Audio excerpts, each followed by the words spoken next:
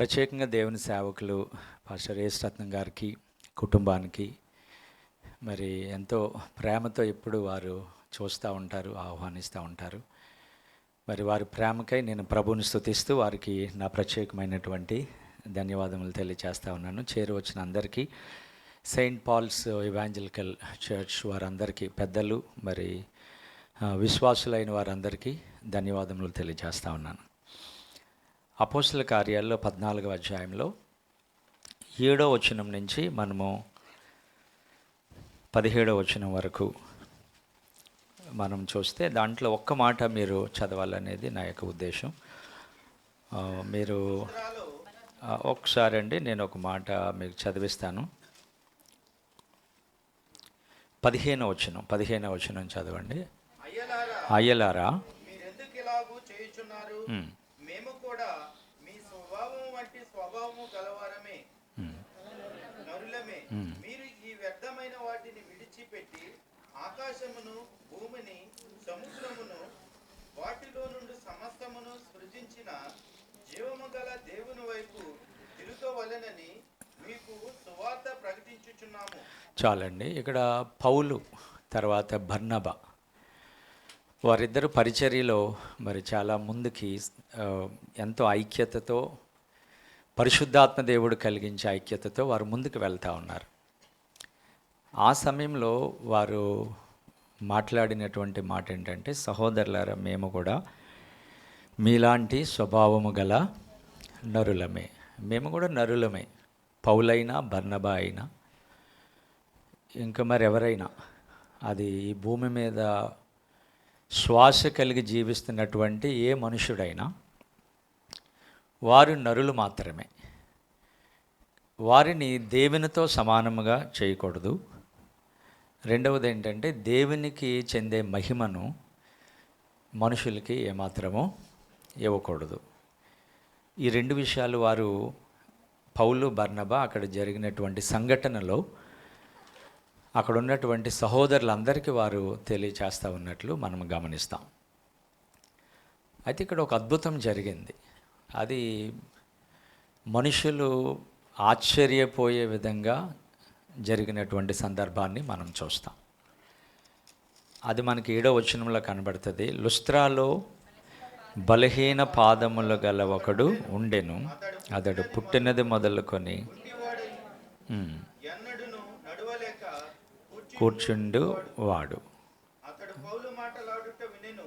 పౌలు అతని వైపు తేరి చూచి స్వస్థత పొందుటకు అతనికి విశ్వాసముండినని గ్రహించి, నీ పాదములు మోపి సరిగా నిలువుమని బిగ్గరగా చెప్పినప్పుడు అతడు గొంతులు వేసి నడవసాగెను. చాలండి. ఇక్కడ చూడండి, లుస్త్రాలో ఉన్నటువంటి అతను పాదములు బలహీన పాదాలు కలిగిన వాడు. రెండవది ఏంటంటే, పుట్టినది మొదలుకొని ఎప్పుడు కూడా అతడు నడవలేదు. ఎన్నడూ కూడా అతడు నడిచినటువంటి సందర్భము లేదు. అయితే పౌలు మాట్లాడుతూ ఉన్నాడు. పౌలు మాట్లాడేటప్పుడు వాక్యం చెప్తా ఉన్నాడు. కానీ ఆయనకి సెన్స్ ఉంది. ఆ లుస్త్రాలో పడి ఉన్నటువంటి ఆ వ్యక్తికి కొంత వినగలుగుతూ ఉన్నాడు. అంటే పాదములు బలహీనంగా ఉన్నాయి, కానీ మిగతా వేరే సెన్సెస్ అన్నీ పనిచేస్తూ ఉన్నాయి. వినగలుగుతూ ఉన్నాడు, చూడగలుగుతూ ఉన్నాడు. తర్వాత పౌలు గారు ప్రకటిస్తున్నటువంటి ఆ వాక్యాన్ని అతడు దృష్టించి చాలా శ్రద్ధగా వింటూ ఉన్నాడు. అప్పుడు పౌలు మాటల యందు తను చాలా ఆసక్తి కలిగి ఉన్నాడని పౌలు చూశాడనమాట. వాక్యం చెప్తా ఉన్నప్పుడు దేవుని ఆత్మ ద్వారా ఎవరెవరు శ్రద్ధగా వింటూ ఉన్నారు, ఎవరు వినటలేదు, అది పరిశుద్ధాత్మ ద్వారా గ్రహించగలుగుతారు. పౌలు దేవుని ఆత్మ ద్వారా నడిపించబడతా ఉన్నాడు. మరి ఒకప్పుడు సౌలుగా ఉన్నప్పుడు సంఘాన్ని హింసించాడు, పరిశుద్ధాత్మని దూషించాడు ఆయన. కానీ అదే పరిశుద్ధాత్మని అంగీకరించిన తర్వాత, యేసుక్రీస్తు ప్రభువారు సౌలుతో మాట్లాడిన తర్వాత ఆయన పౌలుగా మారిపోయాడు. సంఘాన్ని హింసించాడు, ఇప్పుడు అదే సంఘాన్ని ప్రేమిస్తూ ఉన్నాడు. అంతేకాదు, అదే సంఘము కొరకు ఆయన హింసించబడ్డానికి ఆయన తీర్మానం తీసుకున్నాడు.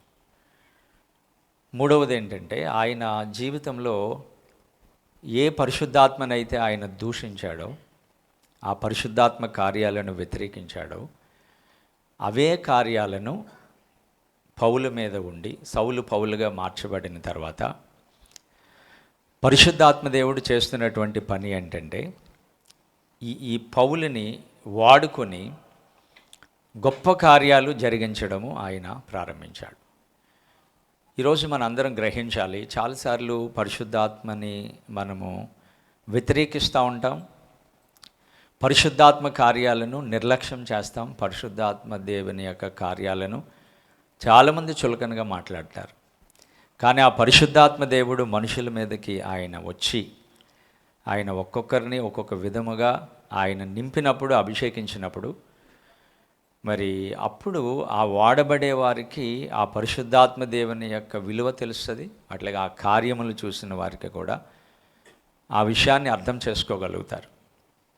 పౌలు మాట్లాడుతూ ఉన్నాడు, అతడు పౌలు మాటల యందు దృష్టి ఉంచాడు, వింటా ఉన్నాడు, చాలా శ్రద్ధగా వింటా ఉన్నాడు. అప్పుడు పౌలు ఏమనుకున్నాడంటే ఇతడు స్వస్థత పొందడానికి ఇతడికి విశ్వాసము ఉన్నది. ఈరోజు అండి ఇక్కడికి వచ్చిన వాళ్ళు చాలామందికి స్వస్థత కావాలి. ఇక్కడ మనము చాలా ఆరోగ్యంగా కనిపించవచ్చు, కానీ స్వస్థత కొరకు వచ్చిన వాళ్ళు చాలామంది ఉంటారు. యేసు ప్రభువారు బైబిల్లో మాటలు అంటే ఆయన జీవము గల మాటలు మాత్రమే చెప్పలేదు, ఇమీడియట్గా ఆయన యాక్షన్, క్రియ కూడా అక్కడ జరిగించాడు.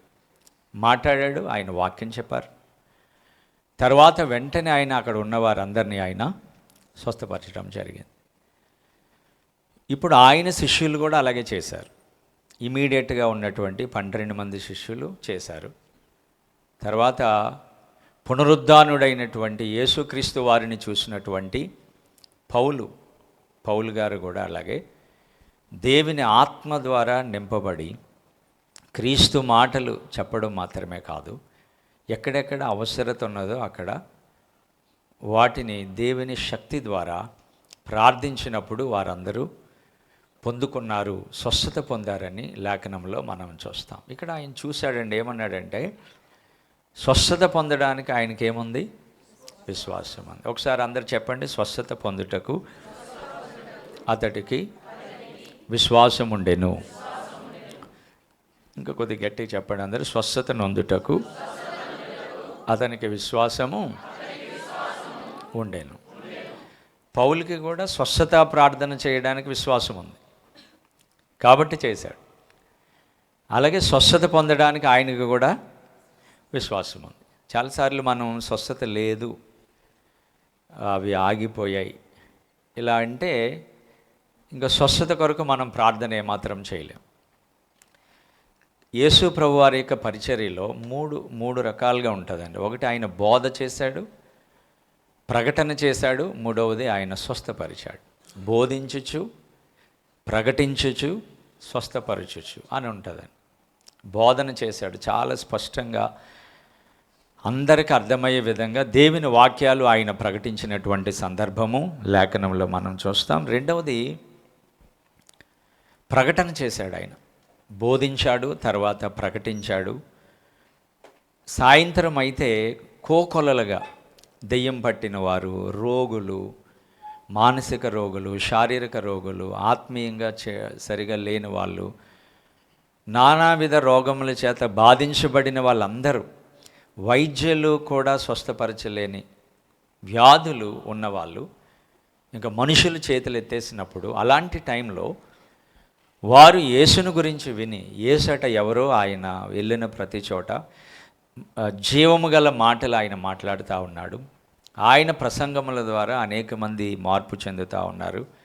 అలాగే ఎన్నో ఆశ్చర్యకార్యాలు, ఆశ్చర్యపోయే కార్యములు, అద్భుత కార్యాలు, స్వస్థత కార్యాలు ఆయన చేస్తూ ఉన్నాడని ప్రభువు వారిని గురించి విని అనేకులు ప్రతి సాయంత్రము ఆయన దగ్గరికి సమూహాలుగా, తండోపతండాలుగా వచ్చి ఆయన దగ్గర కూర్చుని ప్రార్థన కోసం వారు ఎదురు చూస్తూ ఉన్నట్లు లేఖనంలో మనం గమనిస్తాం. ఇప్పుడు యేసు ప్రభువారు చేసిన పరిచర్య, యేసును కలిగినటువంటి పౌలు కూడా ఈ స్థలంలో ఆయన చేస్తూ ఉన్నట్లుగా మనము చూస్తూ ఉన్నాం ప్రియులారా. ఈరోజు స్వస్థతను గురించి నేను చెప్తా ఉన్నాను. మీలో అనేకులకి స్వస్థత కావాలి. ఈరోజు ఈ క్షణం ఈ సర్వీస్లో ఎవరైతే స్వస్థతను గురించి వచ్చారో మీరు వెళ్ళేటప్పుడు స్వస్థత నుండి ఖచ్చితంగా ఇక్కడి నుంచి వెళ్ళబోతూ ఉన్నారు. ప్రభువారు మిమ్మల్ని స్వస్థపరచబోతూ ఉన్నాడు. స్వస్థత 3 ఏరియాస్లో రావాలండి. ఒకటి మెంటల్గా, కొంతమంది మెంటల్లీ సిక్ ఉంటారు, మానసికంగా కృంగిపోయి కన్నీటిలో బెంగ అంటాం కదండి, మానసిక వ్యాధి, మనోవ్యాధితో ఉంటారు. అలాంటి వారు సరైన రీతిలో ప్రభువుని మరి స్తుతించలేకపోతారు, ఆరాధించలేకపోతారు. ఒక్కసారి గనుక మరి ఆయన తాకితే, ప్రభువైన యేసువారు గనుక వారి మీద ఒక్కసారి చూస్తే చాలండి, చిన్న తాకిడి, లేదంటే ఒక్కసారి నా కుమార్తె చాలా బాధపడతా ఉంది, నా కుమారుడు ఎన్నో రోజులుగా ఇలాంటి సమస్యతో ఉన్నాడు, ఈ బిడ్డ ప్రార్థన చేస్తూ ఉన్నారు, ఈ రోజు నేను స్వస్థపరచాలని దేవుడు అనుకుంటే ఇప్పుడే ఈ క్షణమే తక్షణమే మీలో స్వస్థత రావడం మీరు చూడగలుగుతారు. సో మానసిక ఒత్తిడి ఆయన స్వస్థపరుస్తాడు.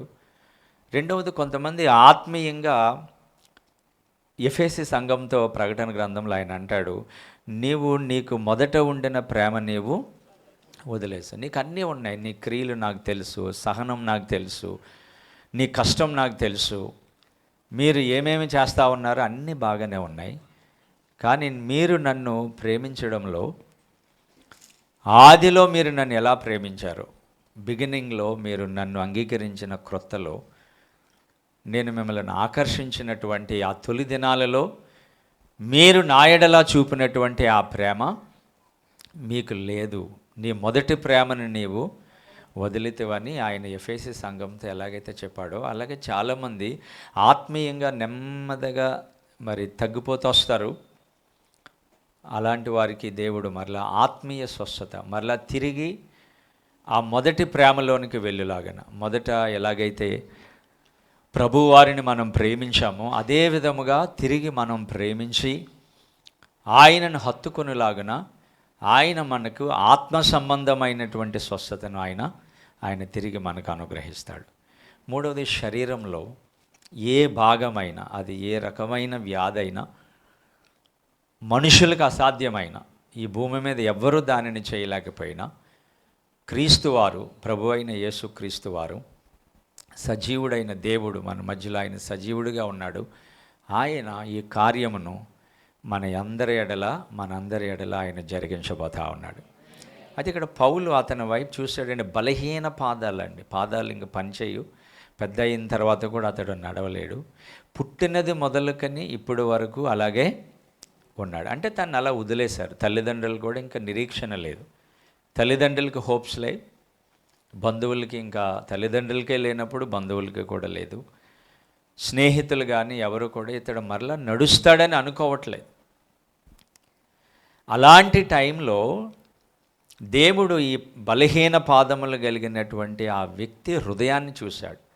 స్వస్థత పొందడానికి అతడికి విశ్వాసము ఉన్నది. అంటే ఆ లోపల బలహీన పాదాలు అలాగే కూర్చుని ఉన్నాడు, తను ఎవరు పట్టించుకోవట్లేదు. అలాగని తల్లిదండ్రులు కానీ స్నేహితులు కానీ తెలిసిన వాళ్ళు కానీ హృదయం అంతరంగంలో అతనికి జరిగే పోరాటం కానీ అతని ఆలోచనలు కానీ వాళ్ళకి తెలియవు.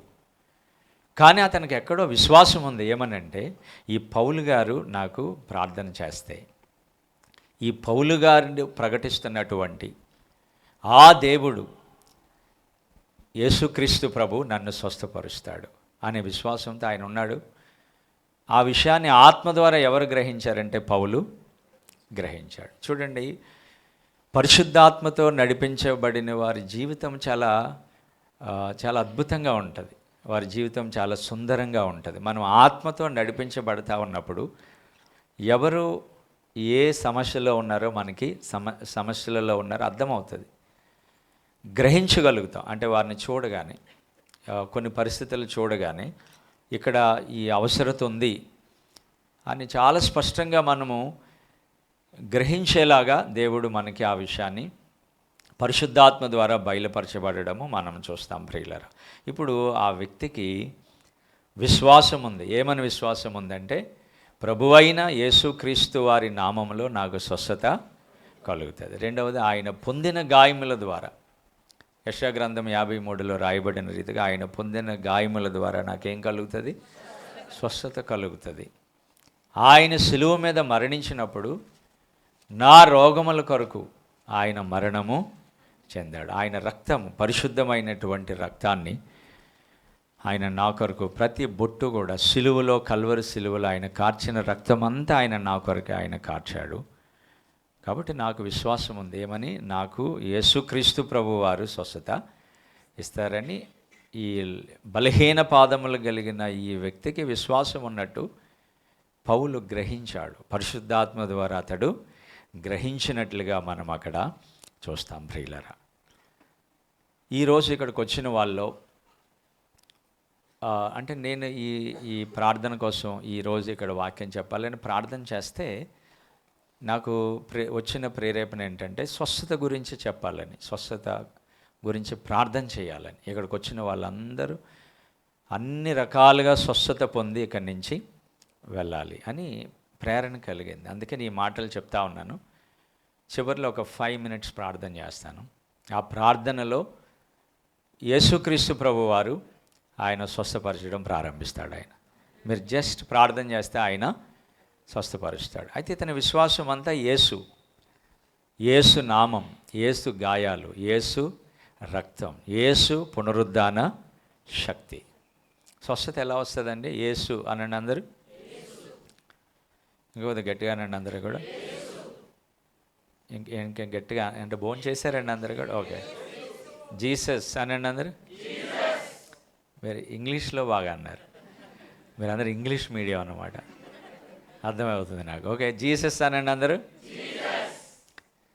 అంతే అండి, ఆ మాట చాలండి. ఇంకా కరెక్ట్గా యేసు, క్రీస్తు ఈ రెండు అర్థమైతే చాలు, ఎక్కడికైనా వెళ్ళి ఏ కార్యమైనా జరుగుతుంది. మేము ఒక సాక్ష్యం ఉంది, యాక్చువల్గా వీలైతే నేను మరలా చెప్తాను స్లోగా in the course of time.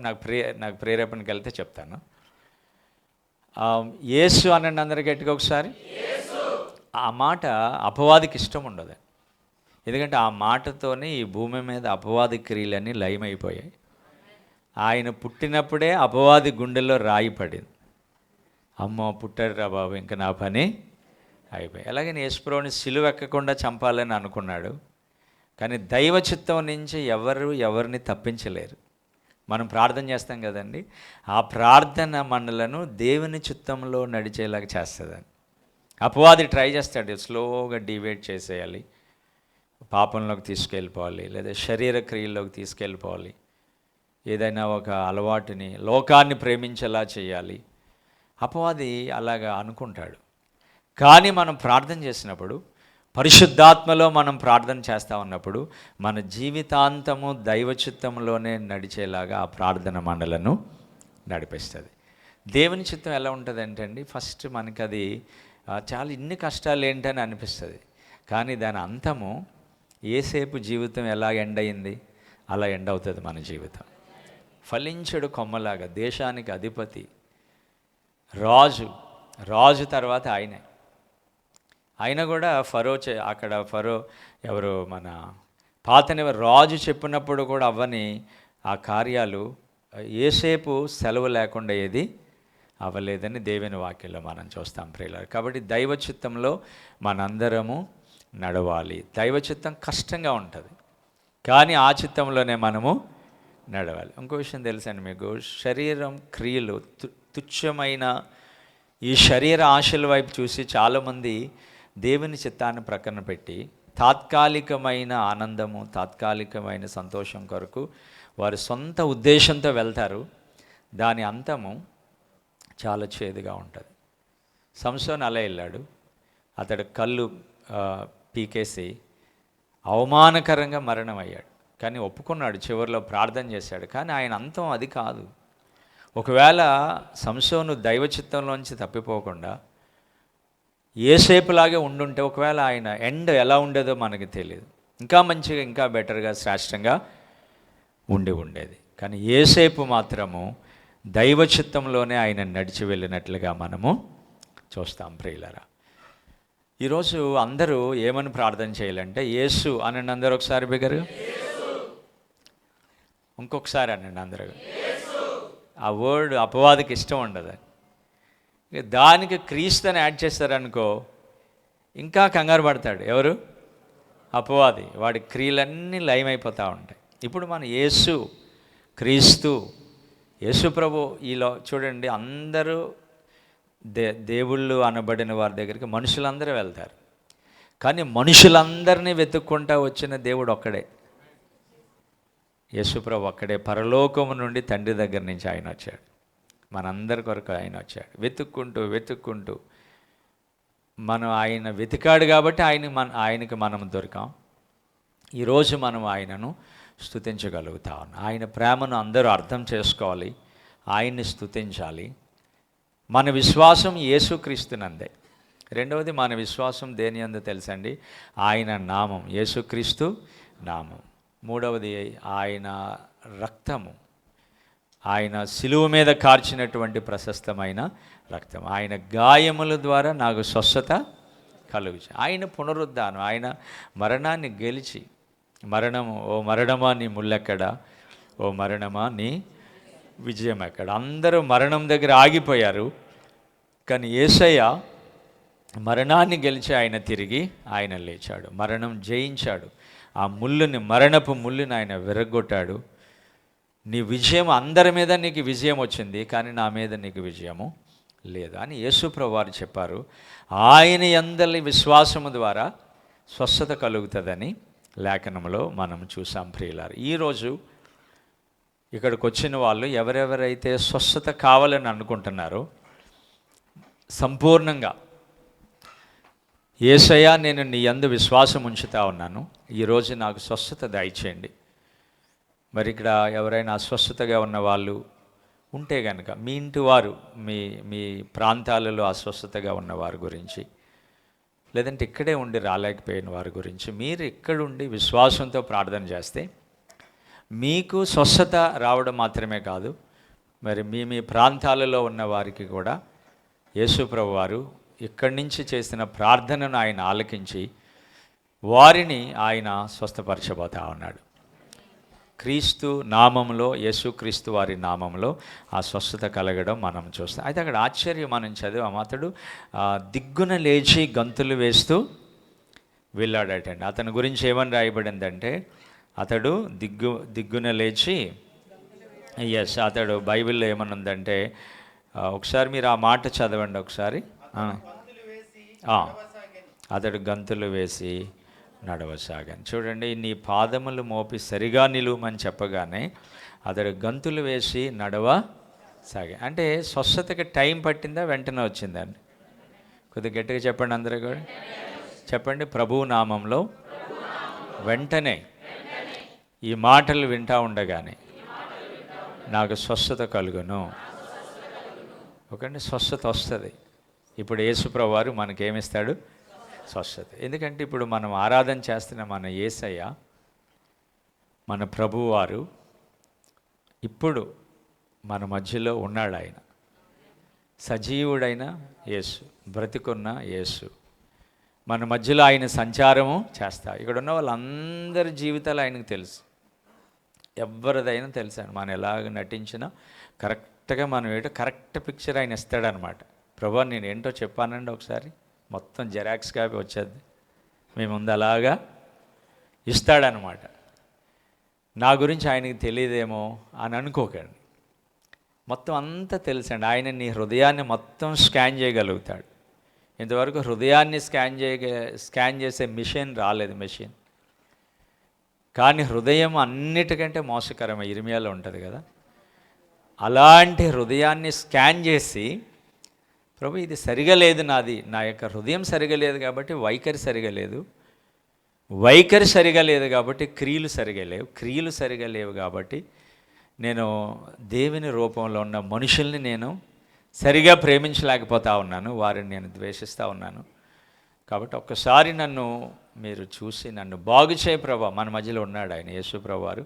ప్రస్తుతం ఆయన అందరి హృదయాలని, ఇక్కడ ఉన్న యవనస్తులు, పెద్దలు, సేవకులైన మా హృదయాలు, అందరి హృదయాలను ఆయన ఎగ్జాక్ట్గా ఆయన చూస్తూ ఉన్నాడు.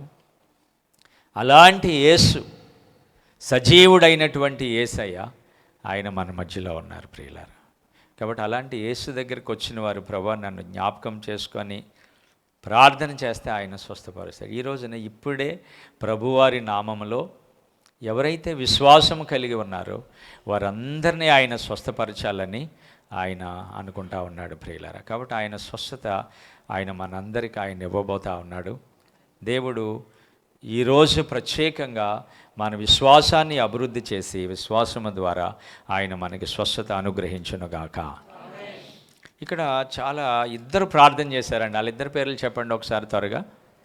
నంబర్ 1 పౌలు, రెండవది బర్నబా. ఇద్దరు కలిసి వెళ్ళేవాళ్ళు అనమాట. ఇద్దరు ఐక్యతతో ప్రార్థన చేశారు. వాక్యంలో ఏమని తెలుసండి, ఇద్దరు లేక ముగ్గురు నా నామంలో ఏకీభవించి దేని గురించి అయినా ప్రార్థన చేస్తే వెంటనే అది జరుగుతుంది. ఇద్దరికి భేదాలు ఏమీ లేవు. పౌలుని బర్నబా గౌరవిస్తూ ఉన్నాడు, అలాగే పౌలు బర్నబాని గౌరవిస్తా. ఇద్దరు కలిసి ఐక్యత. ఆ ఐక్యత ఎవరిచ్చారంటే పరిశుద్ధాత్మ దేవుడు ఇచ్చాడు. పరిశుద్ధాత్మ ద్వారా కలిగిన ఐక్యత ద్వారా వారిద్దరు కలిసి వెళ్ళి అక్కడ ఉన్నారు. పౌలు చూసి ప్రార్థన చేశాడు, కానీ మాట్లాడేటప్పుడు మేము అని మాట్లాడుతూ ఉన్నాడు. అంటే అది ఒక ఆయన క్రెడిట్ తీసుకోవట్లేదు. వచ్చింది ఎంతమంది? ఇద్దరు. కాబట్టి ఇద్దరం కలిసి మేము ప్రార్థన చేశాం అని పరిశుద్ధాత్మ వలన ఐక్యత అని అది ఇక్కడ నిరూపించబడతా ఉన్నట్లు చూస్తాం. ఒకసారి చెప్పండి, పరిశుద్ధాత్మ దేవుడు మన మధ్యలో, మన సంఘములలో, మన ప్రాంతాలలో ఆయన ఐక్యతను అనుగ్రహిస్తారు. మనకేమిస్తారు చెప్పండి? ఆయన మనందరికీ ఐక్యతనిస్తాడు. ఆయన పరిశుద్ధాత్మ దేవుని ద్వారా వారు దేవుని ఆత్మతో నింపబడి వారు ప్రార్థన చేశారు. కాబట్టి అక్కడ ఉన్నవారు అందరూ ఆశ్చర్యపోయి మరి ప్రభువును వారు గణపరిచిన సందర్భము మనకు అక్కడ కనబడుతుంది. ఆ టైంలో వాళ్ళు ఏమనుకున్నారంటే వీళ్ళు మనుషులు కాదు, వీళ్ళు అంటే మనుషులైతే కాదు, వీళ్ళు మనుషులు కాదు అని వారి గురించి మాట్లాడి ఎడ్లు పూదండలు తెచ్చి వారిని దైవములుగా ఆరాధన చేయడము ప్రారంభించారు. అది వెంటనే పౌలు ఖండించాడు. అప్పుడు అన్నాడు అనమాట, ఏమనంటే మేము కూడా మీలాంటి స్వభావము గల నరులమే. ఓకేనా? చూడండి, మనకి కృప ఎవరిచ్చారండి? యేసు అనండి అందరూ. నాకు ఎవరిచ్చారు కృప? రక్షణ ఎవరిచ్చారండి? సంఘం ఎవరిచ్చారు? అద్భుతాలు ఎవరు చేస్తారు? ఒకసారి మీరు ఊహించుకోండి, యేసుక్రీస్తు వచ్చి ఉండకపోతే మీ జీవితంలోకి ఇప్పటికి మీరు ఎలా ఉందరో ఒకసారి ఊహించుకోండి. ఆ పిక్చర్ ఒకసారి. ఒక్కొక్కరు ఒక్కొక్క టైపు కదా. నాలోకి యేసుప్రభు వచ్చి ఉండకపోతే ఈ పాటికి నేను ఒక్కొక్కసారి అనుకుంటాను మరణం అయిపోయి ఉండేవాడినేమో. ఎందుకంటే యేసుప్రభు వచ్చాక నేను చేంజ్ అయ్యాను. 8th నేను ప్రభులోకి వచ్చాను. 8వ తరగతిలో ప్రభువారు నన్ను దర్శించారు.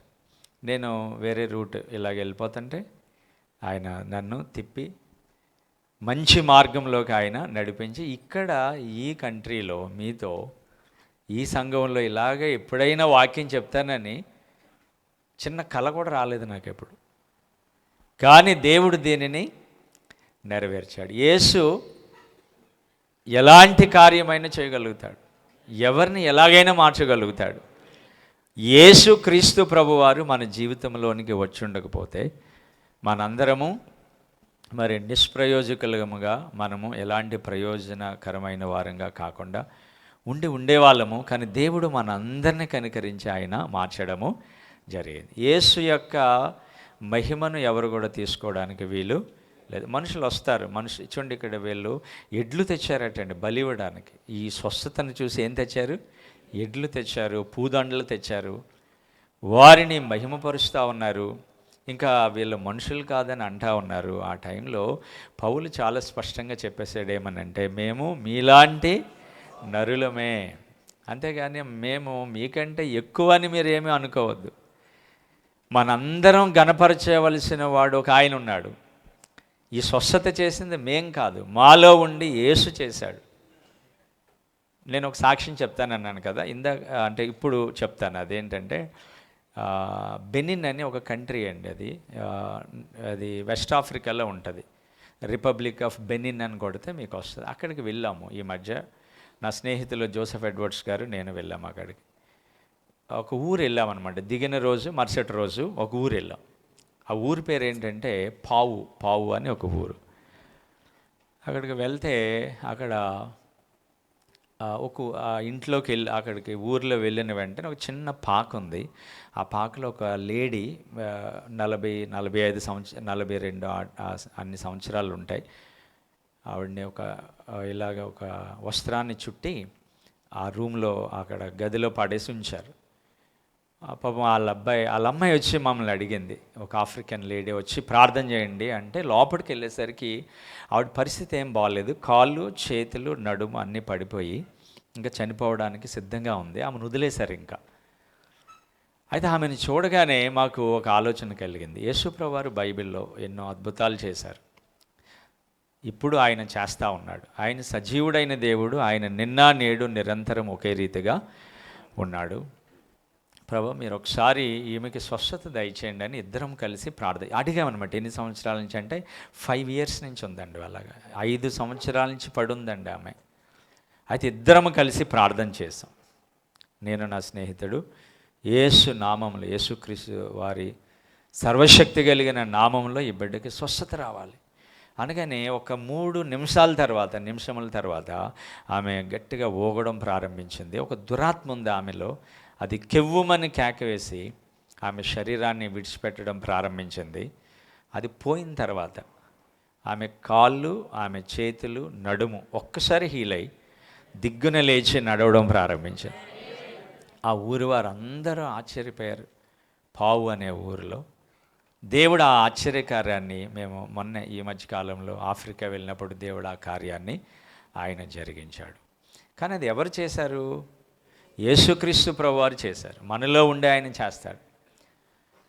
మనము పాత్రలు మాత్రమే. కాబట్టి ఎవరు కూడా ఏమీ ఆశించకుండా, ప్రభువా మీరు నన్ను సంఘంలో ఒక పాత్రగా ఉంచారు, నీకే మహిమ, ఎవరొచ్చి మీకు ఒకవేళ మిమ్మల్ని మహిమపరచడానికి పొగడ్డానికి ప్రయత్నం చేసినా దానిని తీసుకోకుండా ప్రభువారే దీనిని చేశారని మనము చెప్పగలిగితే మరి నిశ్చయముగా మనము దేవునిని మహిమపరిచే వారంగా మనం మార్చబడతాం ప్రియులరా. కాబట్టి వెంటనే వాళ్ళు చెప్పారు మీరు ఎలా చేయడానికి వీలు లేదు. అప్పుడు యేసుక్రీస్తు ప్రభువారు ఎవరో చెప్పారండి. వాళ్ళకి చెప్పారనమాట. అక్కడ మీరు చదివితే అక్కడ ఏమన్నా ఉంటుంది, మీరు 15వ అధ్యాయంలో చదవండి. అయ్యలారా మీరెందుకు ఇలాగూ చేయుచున్నారు, మేము కూడా మీరు వ్యర్థమైన వాటిని విడిచిపెట్టి. వ్యర్థమైన ఏంటి చెప్పండి అందరూ?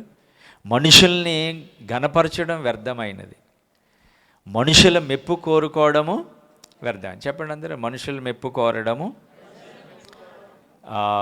వ్యర్థమైన పని.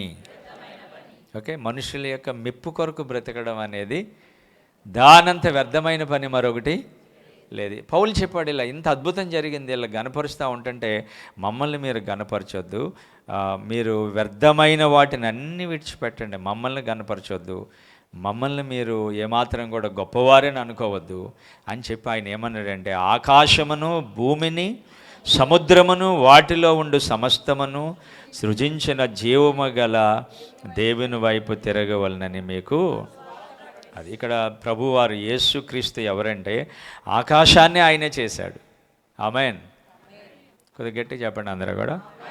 తర్వాత భూమి ఆయనే చేశాడు, సముద్రమును వాటిలో నుండి సమస్తాన్ని సృజించిన జీవము గల దేవుని వైపు తిరగవలనని మీకు.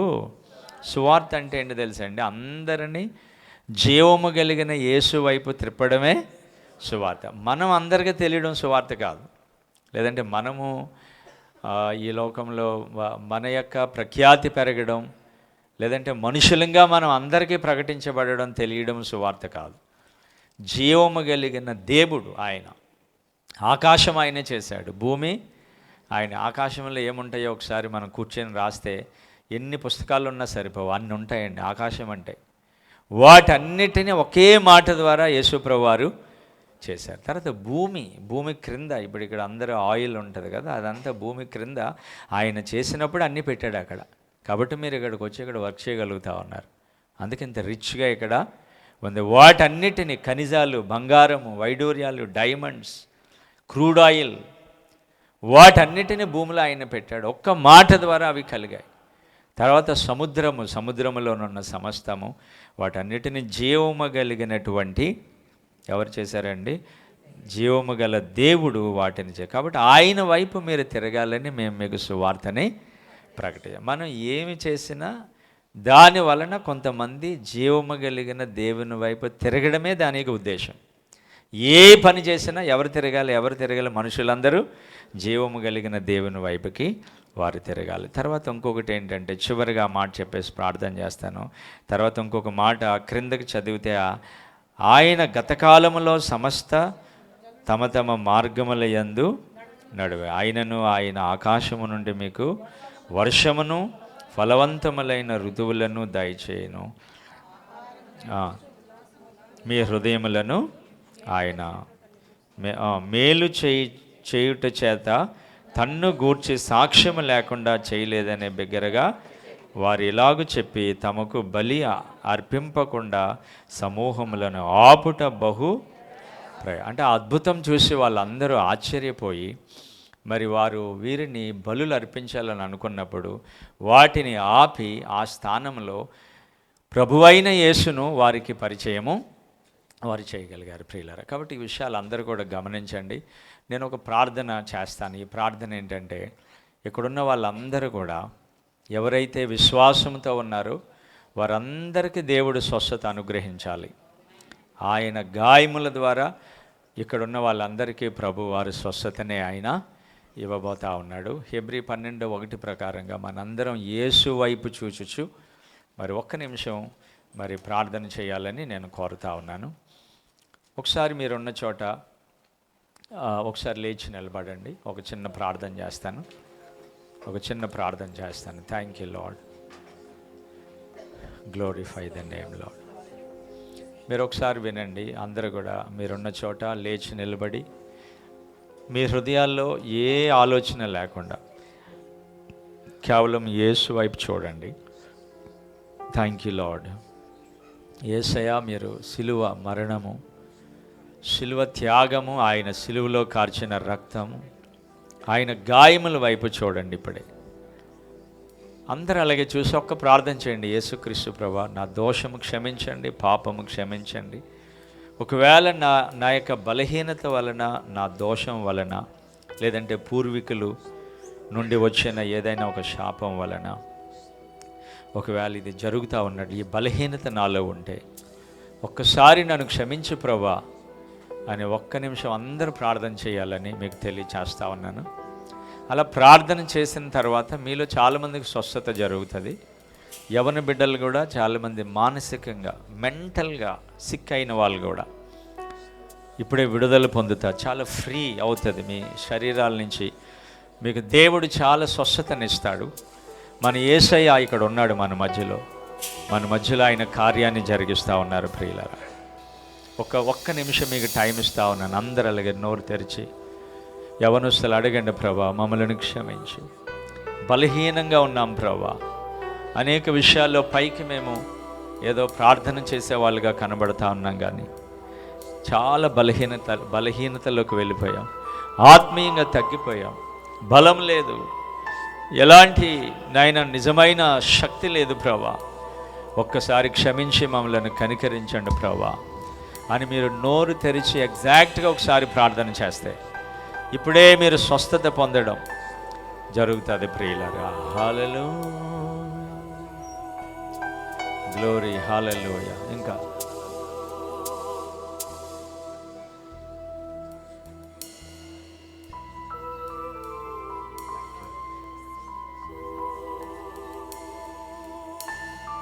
In the name of Jesus అందరు ప్రార్థన చేయండి. ఒక్క నిమిషం మీ కొరకు ప్రార్థన చేస్తాను. Thank you Lord. Hallelujah, hallelujah. Oh thank you Holy Spirit of God. మీ గురించి ఒక చిన్న ప్రార్థన చేస్తాను. Thank you Jesus. హల్లెలూయా.